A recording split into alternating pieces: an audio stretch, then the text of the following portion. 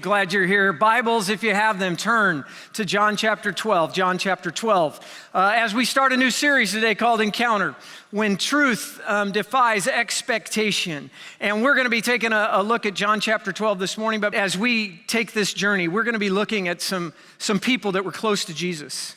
We're going to be looking at them through the eyes of Jesus. And as we look through the eyes of Jesus at them, we're going to see who they are and their complete devotion and dedication to Him. And we're going to start this week with a lady by the name of Mary.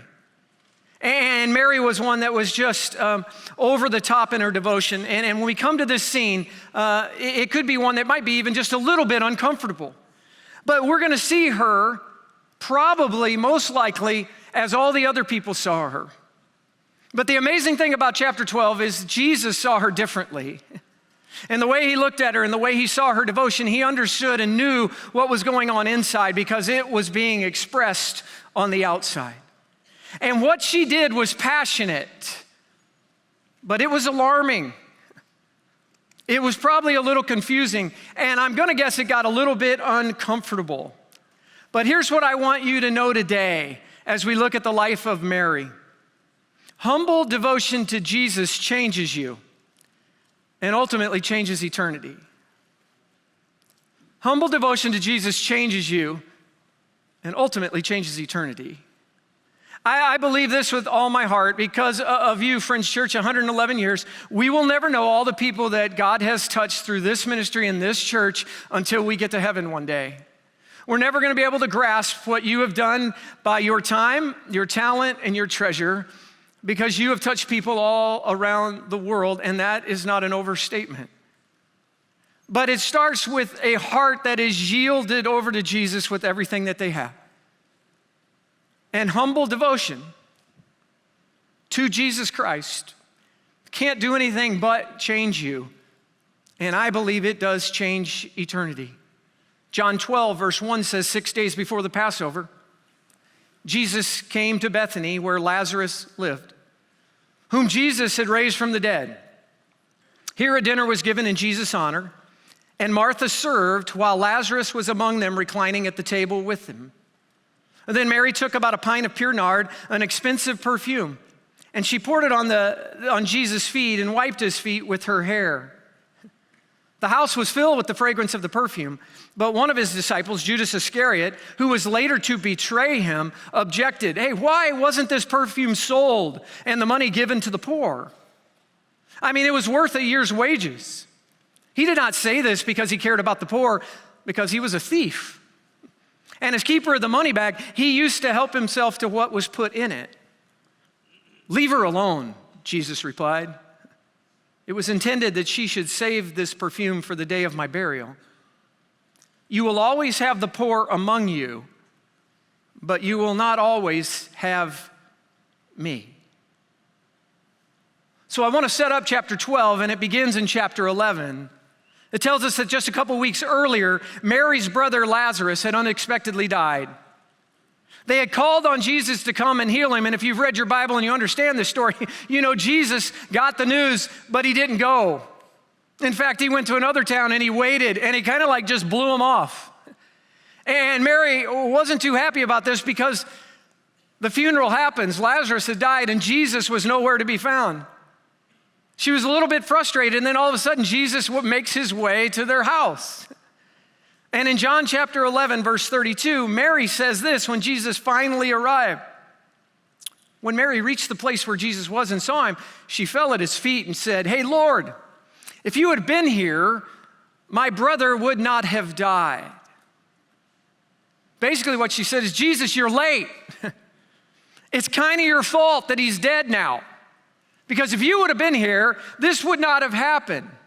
And I don't really even understand why you're here now, showing up." Jesus calms her down a little bit, goes to the house, visits with the family, goes to the tomb, because Lazarus is already in the tomb, and you know the story. He just speaks, "Come out, Lazarus," and Lazarus walks out of the tomb. I mean, that would have been a moment to be at, right? Can you imagine what was going on in that moment? And here comes Lazarus out of the tomb. And that day, Mary encountered Jesus in a new way. She understood his power and learned that even in death, it serves Jesus Christ and his honor and his glory. And this miracle was being shouted and praised throughout all the region. His popularity was growing. And we see in chapter 11 that the Pharisees and the religious leaders, they weren't happy about this. And they started to plot how they were going to arrest him and then they were going to kill him. And they said in chapter 11 at the end, you just got to read it, they said, if this Jesus guy keeps doing the stuff that he's doing, everyone's going to believe in him. And then the Roman government's going to come, they're going to take away our temple, and then they're going to take away our nation. Something has to be done and done now. So Jesus knew all this was happening. And he took his disciples and he got out of the public's eye and he went to Bethany.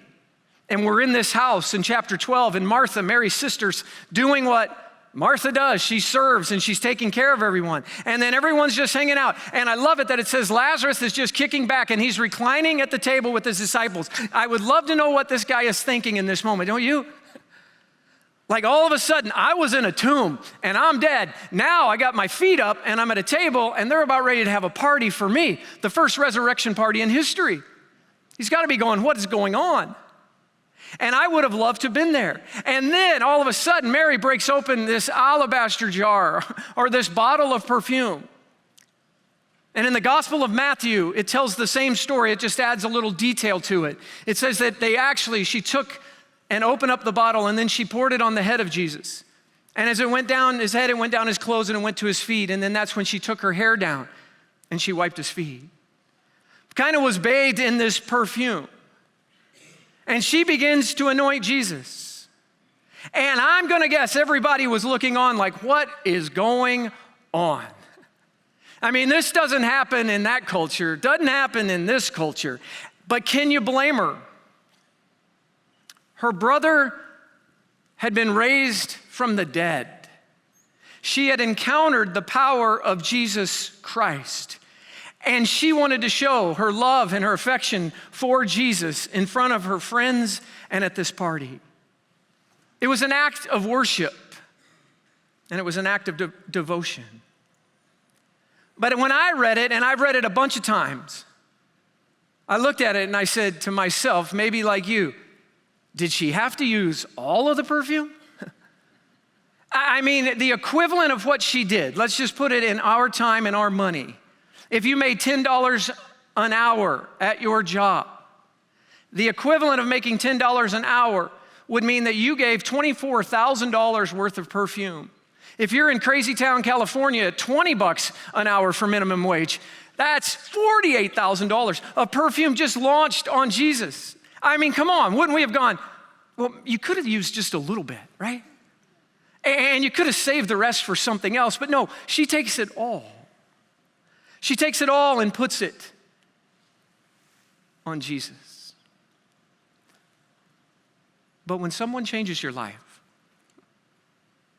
and someone raises your brother from the dead, you are completely devoted to them. And your acts of love will just flow from your heart of devotion. See, when the power of God comes and transforms you from the inside out, the acts of love, of giving, of kindness, of grace begin to come out of you. And it is because of your devotion to Jesus that you do what you do. And you can't contain yourself. And I know this, there is a joy of giving of your time or your treasure, your talent. There is a joy of participating in what God's doing when you have surrendered your life over to him, because you understand that what little you have, he takes and he multiplies it and he uses it in ways you could never imagine. And there was a heart of devotion that Jesus said, I'm all out for everybody to see, and I want everybody to see, and I don't care what they think of me. Not only was it expensive, it just got a little bit awkward. I want you to think about the risk that a woman in the first century took to do what she did. Women in the first century never even let their hair down. The only person that ever saw their hair down was their husbands. So to be in a room full of men and to take her hair and to let it down and then to go and to wipe the feet of Jesus, she was risking her reputation and her status. And I'm going to guess Her sister, Martha, was just a little bit embarrassed, and everybody else didn't quite know what to do. But what she simply said was, Jesus, I am your servant. I am completely devoted to you, no matter how foolish I look. You see, we need to understand something this morning. God just doesn't want your obedience. He wants your devotion. God just doesn't want you to read the Bible. He actually wants you to fall in love with the author of the Bible. He's not looking for you to pray your prayers. He's looking you to be in love with the one that you pray to, and that you believe wholeheartedly that he is the Son of God and he came to redeem you and save you from your sins. And that love, when it is on full display, it might lead to others thinking you're foolish or even extravagant. Over the last few years, we've had the privilege to partner with an organization called Convoy of Hope. And if you were here last week, we were starting a 3-week campaign called One Day to Feed the World. And before I talk about that a little bit later, I wanted you to see part 1 of a 2-part video I'm going to share with you today. One of the reasons I love Convoy of Hope is because of their mission and what they do. They are a humanitarian, faith-based organization, and their goal is to serve people who are impoverished, hungry, and hurting. And when disaster hits the United States, when there's a tornado or a hurricane or an earthquake, they are one of the first ones on the scene representing us, the church. In 2023, they served almost 5 million people, and over 500,000 kids were served around the world through their feeding program. And we have partnered with them over the last 5 years. But see, here's what I know. What allows all of this work to happen is they have a founder and they have a team that are completely devoted to Jesus. And it was actually Jesus that showed up in their founder's life, just like in Mary's. In the midst of tragedy, in this young man, Hal, you will hear his story. That tragedy helped change his trajectory, and now he's changing the world, and he's changing eternity one life at a time. So here's what I'd love for you to do. I'd love for you just to take a look at the screens, and I'd love for you just to listen to Hal Donaldson's story.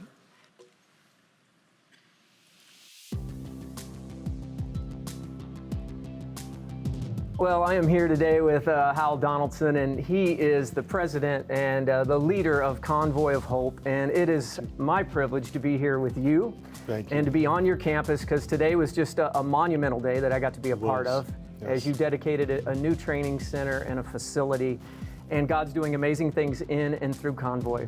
So Hal, I know, in knowing you just a little bit, I'd love for you to go back to the beginning and tell us how Convoy got to where it is today, and how God used really some people in your lives and some tragedy in your lives to change the world through what you're doing here at Convoy. So will you share that with us? Matthew, I want to say thank you to you. Thank you for your friendship, your trust, and Friends Church has been so generous, and you've helped a lot of people, and you've really empowered Convoy of Hope, and we're just grateful to you. Thank you. Convoy of Hope started, really, I have to go back all the way to when I was 12 years of age. You know, we became incorporated in 1994, but it was long before that. When I was 12, my parents were scheduled to attend a business meeting, and my 2 younger brothers and sister and I were supposed to stay home with a babysitter, but the babysitter was late. And so my dad, he had us pile in the back of the car, and we were gonna have to go to the business meeting with our parents. We were halfway down the road, and my dad glanced in his rearview mirror, and he spotted the babysitter pulling into our driveway. So my dad made a U-turn, dropped the 4 of us kids off, and we would spend the night with the babysitter after all. Well, about an hour and a half later, there was a knock at our door, and there standing in front of me were 2 uniformed police officers, and they had come to deliver the news that my parents had been hit by a drunken driver. My father had been killed instantly, and my mom was seriously injured, would be in the hospital for many months with a fractured ankle, broken hip, broken arms, a lot of internal injuries. And you know, it's really a hard thing to even imagine, but I'll never forget that night because a police officer stepped up to the porch and he addressed a crowd that had gathered in our front yard. Neighbors and friends began to come to the house when news began to spread of what had happened. And he addressed the crowd and he said, "Are there any family members or friends who are here tonight who are willing to take the 4 children home with them? If not, we'll take the children downtown to the station. And that night, a young couple, Bill and Levada Davis, raised their hands and they said, we'll take them. And what's amazing about it is they were new Christians, and that all they really owned was a small single wide trailer. That's all they had. That's it. And so they invited us into their home. They had children of their own. And so 10 of us were living in a small trailer.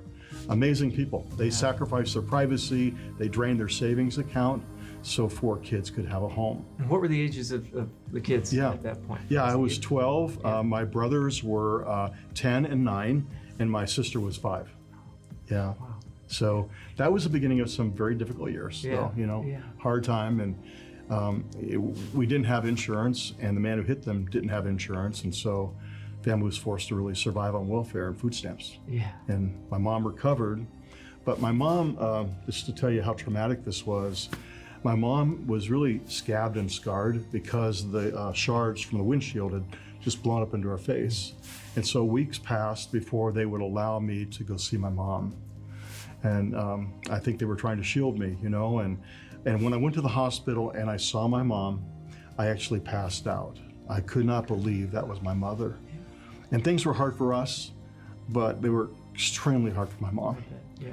And Matthew, I know you can appreciate this, but when you're 12 and you go and you hunker down outside your mother's door and you listen to her cry, and cry herself to sleep and hear her crying out to God for help, that was traumatic for me.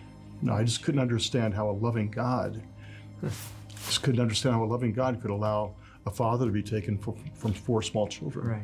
It was a hard time. Yeah. And in that moment, those people came and took care of you, but really the church alongside of that couple came alongside of you as well. So tell us just a little bit about that. Yeah, honestly, I think they really rescued me from a life of bitterness.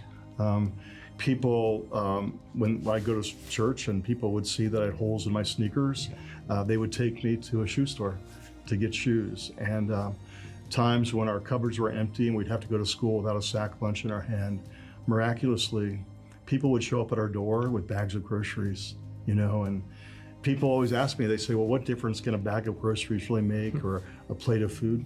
Trust me, for a poor and a hungry kid, makes all the difference in the world. Right. And what happens in school too, when you're poor, is you're really bullied a lot of times. Your poverty just invites people to bully you, and that certainly was the life I was leading throughout high school. I felt inferior. I had lots of questions for God. Yeah. But if it hadn't been for the kindness, the power of kindness, I wouldn't be here today, and there wouldn't be a Convoy of Hope. Yeah. I'd probably be in jail somewhere. Right. Seriously. Yeah. Because they were just so kind. They wrapped their arms around me and they told me that Jesus had a plan for my life, and that he hadn't given up on me. And Bill Davis, I remember this, Bill Davis, amazing man who invited us into his home. He saw I was hurting, and he came and he just threw his arm over my shoulder and he said, Hal, listen to me. Don't allow the tragedy of your youth to become a lifelong excuse, because where you start doesn't have to dictate where you end.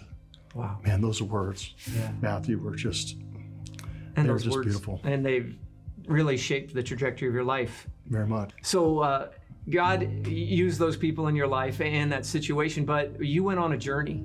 And you didn't all of a sudden just start Convoy because you felt like you needed to do something for God. You had a little bit of a journey. Why don't you tell us about that journey and how God actually got you to Convoy of Hope and starting that? Absolutely. Yeah. Well, what happens when you're raised poor, you begin a quest not to be poor anymore. And that was certainly the journey I was on. I was really more concerned about building my bank account and building my resume and career than I was doing anything in the way of compassion. And I thought the way to do that was to work my way through college. And so I did. I worked my way through college, earned several degrees, and I found myself in the 20s writing books. I was what they call a ghostwriter or a co-writer. And I've needed you many times. Well, hey, here I am.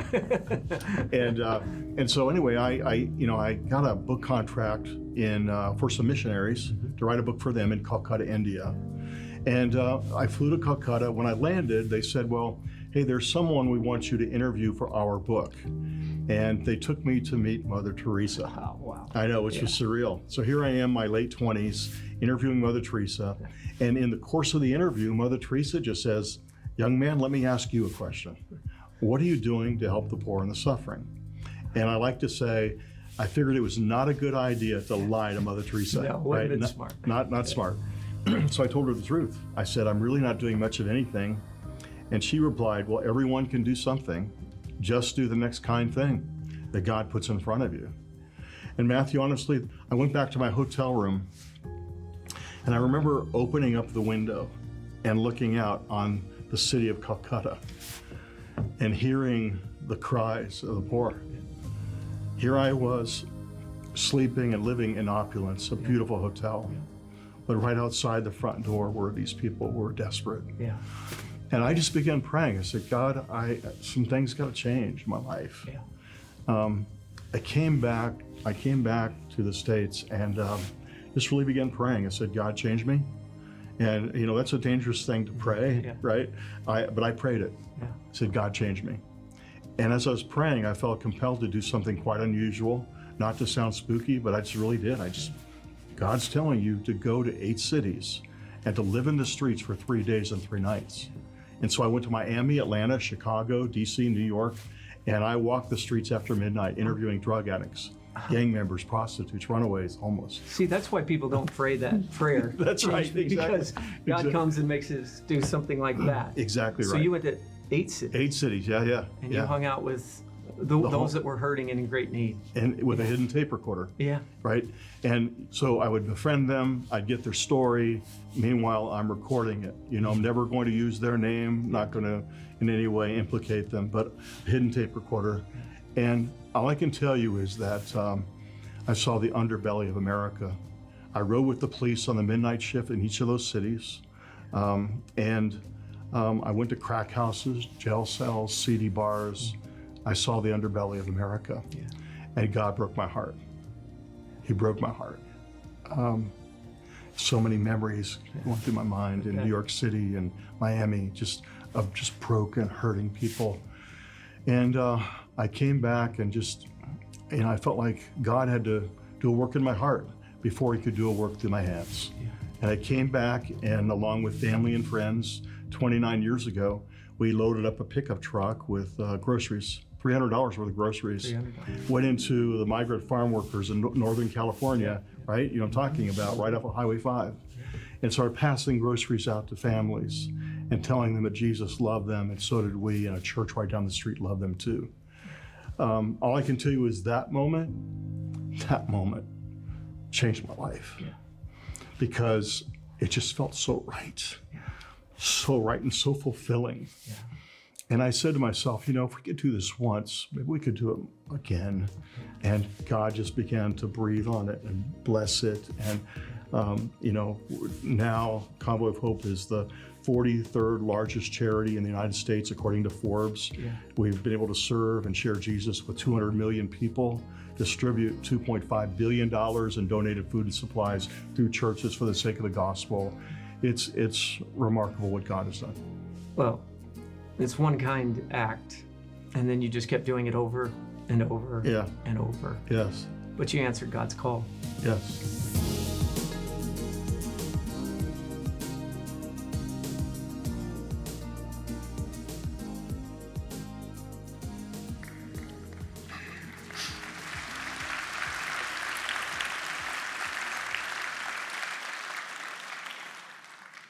I love you just said, do the next kind thing, whatever Jesus puts in front of you.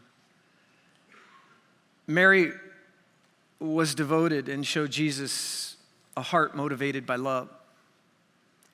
And here's what I know when you do something like Hal, you do something like Mary, you step out for Christ. Some people are going to think you're foolish. Some will even think you're extravagant. I'm sure Hal probably had family members that went like, you're what? Like you've gone and gotten all these degrees and now you're going to go hand out food? Like, don't you think you should just continue to be a writer and make a living and do that, and then you can give some of your money away? Doesn't that seem a little foolish? I remember here at this church when when we decided we were going to go to India in 2007 and we were going to build schools, and we began this journey. And I had people come up and just go, why India?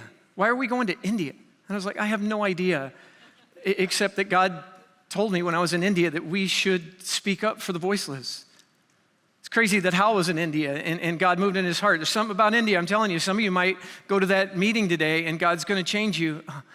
12:30, 3 trips, some of you need to go. Annette Craig, when her daughter, 19 years ago, when I walked into her house and she had committed suicide. And Annette was at the lowest point of her life 19 years ago. Could imagine that she would have started with hope, and the amount of kids that she has prevented from taking their lives, the amount of students she's been in front of is in the hundreds of thousands, because she just said yes to God at the lowest point. And it could have looked foolish, maybe even scary, but she stepped out. And here's what I know: when you do something for Jesus, people are going to go, why? Why would you do that? And in our text, let's go back to verse 4. One of the disciples comes to Mary, Judas Iscariot, who was later betrayed Jesus, and objected. Why was this perfume sold? And the money given to the poor, why didn't you do that? I mean, it was worth a year's wages. And he didn't say this because he cared about the poor. He did it because he was a thief. And as keeper of the money bag, he used to help himself to what was in it. See, from his perspective, if we had all those type of assets, that perfume, if you would have just had that, look at what you could have done. Look at how you could have advanced the gospel. Look at how you could have taken care of the poor. There's got to be a better way to spend the money, right? And you're going to come up against this because when Jesus calls you to something, there's sacrifice, and there's people that are going to ask why. It was like, I don't know if you watched the Super Bowl, and they had this, he gets us ad, this whole thing about Jesus, and you go and you read the comment, and it was all over Twitter and everything else, and it was like, why would they waste the money on that? Why didn't they give it to the poor? Why didn't they do this? Why didn't they use that kind of people? Everybody was more mad that they did something, and somebody just wrote an article and said, well, at least they did something. What are you doing? And Jesus comes, and he basically says the same thing to Judas. Verse 7, leave her alone. Jesus replied. See, it was intended that she should save this perfume for the day of my burial. She knew it was coming. And then he says this statement, you'll always have the poor among you, but you will not always have me. So what was Jesus saying to Judas and to us? I mean, was he saying that the poor weren't important? No, of course not. But he was saying this, and this is really important this morning. He was saying, hey, Judas, this isn't a what you are doing with your hands issue. This is a who your heart is devoted to issue. Because Judas, you need to understand that when your heart is devoted to me, to Jesus, the love will flow out and your actions will tell people who you're serving. The love will flow out, and whatever's on the inside is going to come out. And for Judas, what came out was that he was selfish and he was a thief, and the only person he cared of was himself. And for Mary, she was just worshiping and devoted. And what came out was this love that everyone saw. And Jesus says, hey, leave her alone. She's done what is important. I love what Hal said. He said, God had to do a work in my heart before he could do a work through my hands. When you are first and foremost devoted to Jesus Christ and he stirs in your heart to do something with your hands, your time and your treasure and your talent actually can't wait to be a part. Because you understand that when Jesus changes you, you get to be a part of changing eternity. That when Jesus changes you, he is asking you, normal you and me, to participate in changing the world. And what a privilege. And in my 32nd year here at Friends, here's what I know. I love this church. And I love you because that's who many of you are. I love that God brought us together with Convoy of Hope because I think our hearts are aligned. You are generous and you are kind. And for 111 years, you have been faithful to share the gospel and the good news, not just for the people in the room, but for those around the corner and around the world. As I was sitting there thinking, There's 12 services going on 6 different campuses right now, and guess what? It was because of your generosity that any of that started. You know how With Hope started? It was because of your generosity. You know how Orange is getting changed right now? Orange, the city of Orange. The homeless ministry that's going on there through Holiday on our Orange campus is unbelievable, but it was because of your generosity that launched that. 42 schools, 10,000 children, that's you. See, this is who you are. And when you are devoted to Jesus, you can't help but be a part of what he's doing. And so here's what we're going to ask of you again. Because we made a decision 10 years ago as elders. We sat and we prayed and we said to God, we were never going to live in scarcity in this church.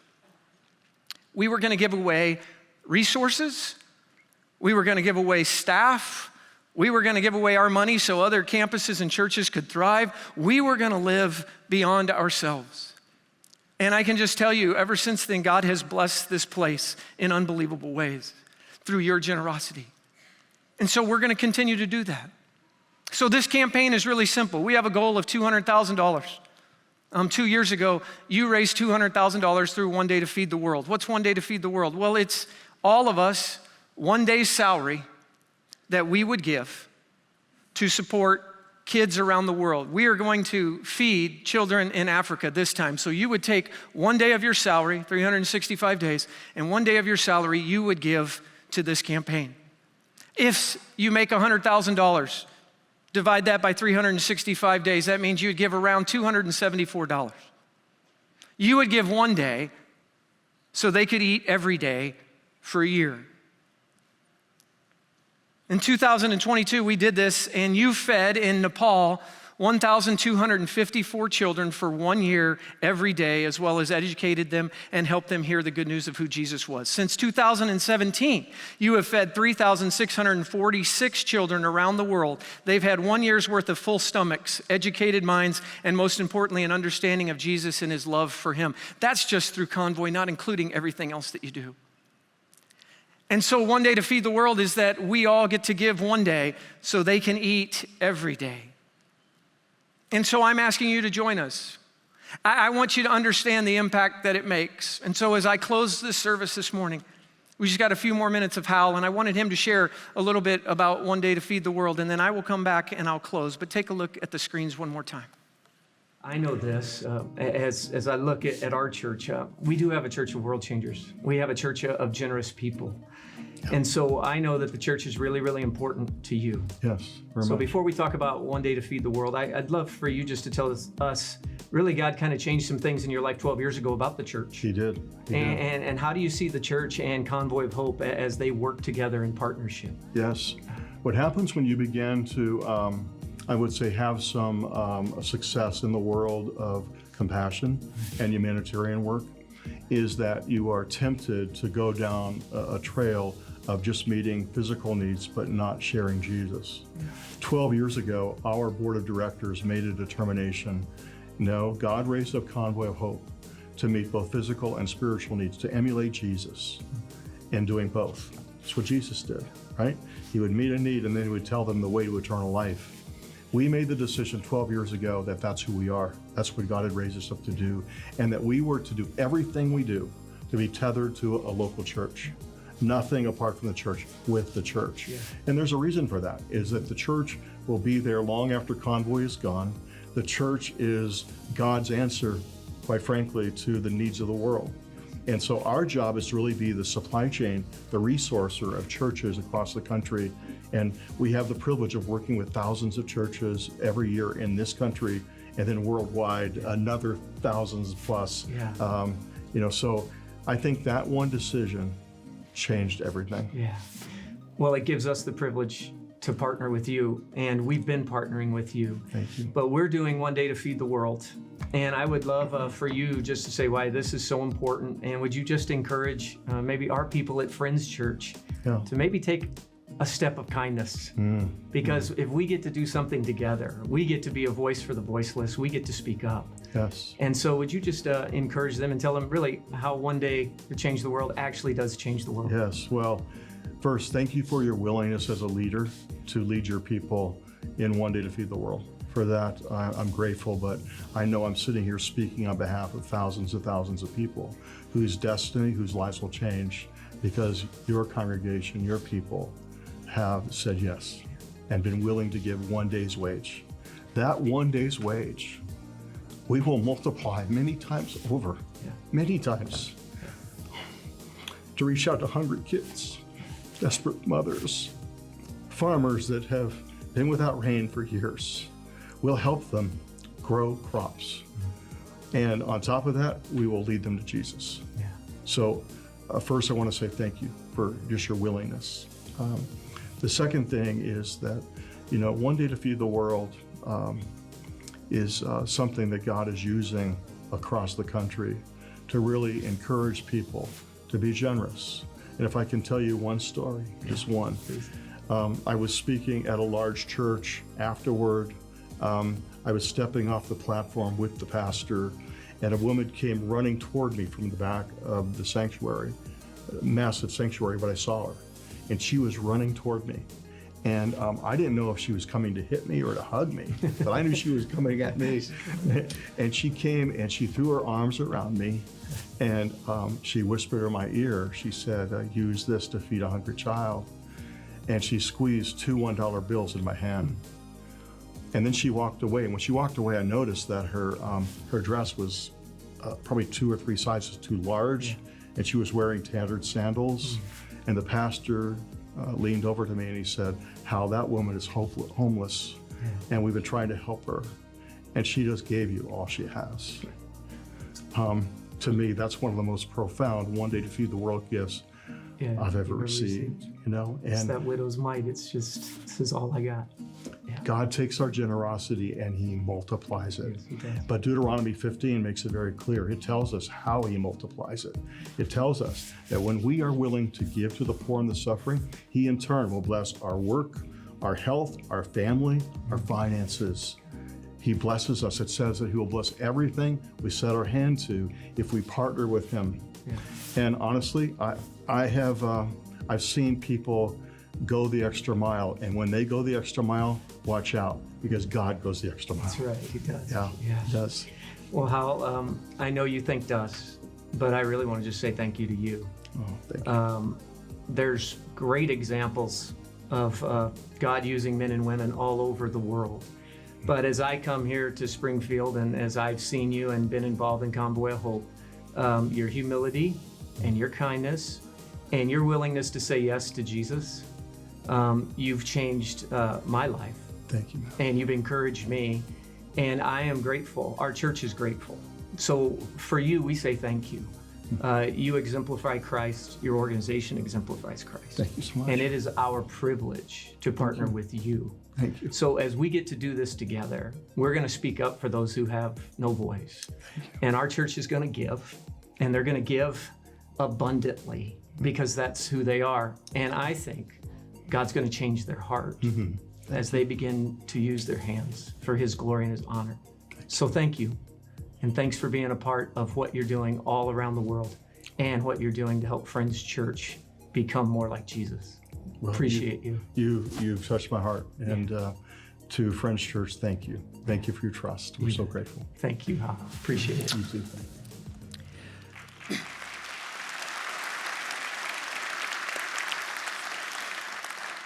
Hey, would you do me a favor? This service, we have the privilege of having one of the vice presidents from Convoy of Hope. He is my good friend, and I'm grateful for him. But would you welcome Rick Wagner, who's here this morning? Just say hi. Thank you, Rick. They were doing an event in California, and I told him, I said, hey, we're going to be showing Hal's video. I want you to come. And so he changed his plans to be here, so thank you. They are the real deal. When you go the extra mile, God multiplies it. I can only tell you that. I walked out after this first service, and a lady came up to me, and she said, I wrote a check from last week, and I was going to put it in the offering. And she said, I ripped it up after I watched the service because I didn't give enough. She said, I ripped it up, I gave more. And she said, because I was just so moved. I'm not going to ask you for anything today. Here's what I'm going to ask you to do. I'm going to ask you to ask God. I'm going to ask you to ask God, God, what do you want me to do? One day salary, would you consider that. But some of you, he's going to ask to do more than one day. I don't know what that is, but I want you to go the extra mile. Proverbs 19 says, whoever is kind to the poor lends to the Lord, and he will reward them for what they have done. They believe that their ministry is going into Africa because there's so many things that are going on right now and so many kids that do not have any food. And so we're going to partner with them in Africa right now. And we want to raise those $200,000. And here's what you can do. This morning, you can go ahead and give. Next week is our real push to do that, but we want you to give. You can do that this morning. There's going to be a slide up there, and there's a QR code. There's QR codes on your seat. And you can go and do that this morning. You can go online to friends.church, and there is a page up that has that. And you can go directly right to our homepage, and then you can donate. If you give a check, you can just put Convoy of Hope in the bottom right corner. And let's today participate, and let's raise $200,000 or more. And let's be generous and see what God does. I want to say thank you to all of you. For those of you who aren't working right now and you're retired, you are not out of the game. You still need to give. And I would love for you to give at your previous salary, not your beginning salary when you were like 20, but like when you actually retired. And all of us, let's participate and let's see what God does. When you go that extra mile, God shows up. And so, friends, let's change eternity. Because I just believe that humble devotion to Jesus changes you, and ultimately it does change eternity. And just like that homeless lady and Mary, they gave everything really that they had. Because he said, Jesus, you have everything that I have anyway. I pray that would be our heart. And I thank you for who you are. And I thank you for what you're going to do. Would you stand with me as we close in prayer? Father, thank you that you have allowed Friends Church to be in this city and multiple cities now for 111 years. I thank you for the impact we have had so far, but I just believe we're just getting started. And so for all those kids that we have fed and educated in India and Nepal and beyond, we say thank you. One day we're going to meet some of them, and our little bit, whatever we have given, God, we're going to know in that moment that we were used to change eternity for you. We thank you for all that you're doing through all of our partners and with Hope. God, thank you for Annette. We just pray blessing over her, that you would bless her and you would keep her. And thank you for what this weekend did. And thank you for all those students she's going to be in front of. Thank you for what's happening in the city of Orange and in Eastvale and in Buena Park. And God, we just thank you and we praise you for Corona. And Father, we come today and I pray we're a people that are fully devoted to you. That God, you have everything. That we would actually represent our mission and live it out, that we are becoming this community of authentic Christ followers, and we would be compelled to change our world. So thank you that we have a church that is generous of time, talent, and treasure. So this morning, we give this all back to you. We say thanks for the privilege to partner with you. And we pray that you would be honored because, Jesus, we love you, we honor you, we sing to you, we worship as we close this service together. And it is in the powerful name of Jesus Christ we pray all these things. And everybody said, amen.